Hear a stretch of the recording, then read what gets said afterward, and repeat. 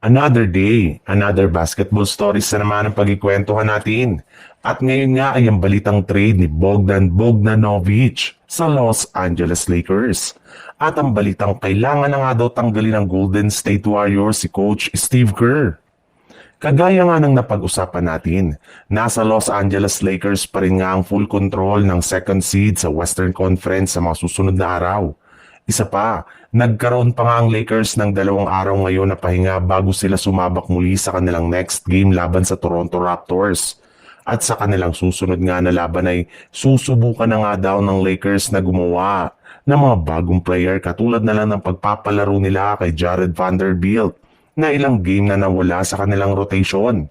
Marami na rin naman ng mga fans ang nagsabi na kailangan nga daw talaga ng Lakers ang enerhiya ng Lakers gayong kulang nga sila dito ng energy guys sa kanilang lineup na gumagawa ng mga hustle plays sa loob ng court. Maliban rin dyan, ay may lumabas rin naman ng balita na maaari nga daw pong makuha ng Lakers sa isang trade sa Clippers ang sharpshooter na si Bogdan Bogdanovic gamit ang kanilang mga players na sina Gabe Vincent at Maxi Kleber.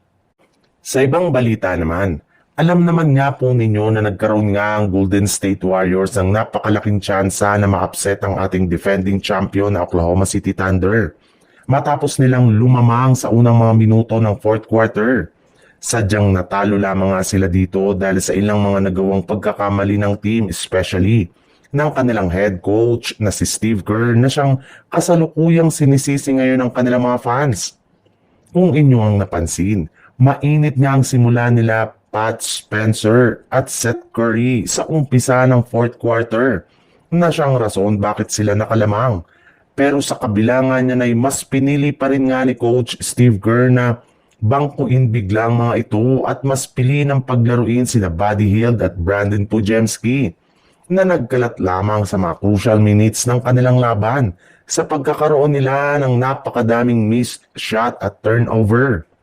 Kaya mukhang tama nga ang hinala ngayon ng mga fans na ayaw talaga ni Coach Steve Kerr na manalo sa kanilang mga laro. Dahil sa tuwing nagkakaroon nga ng mainit na shooting ang kanilang mga players, ay bigla-bigla na lamang nga niya itong inilalabas at inilalagay sa bench.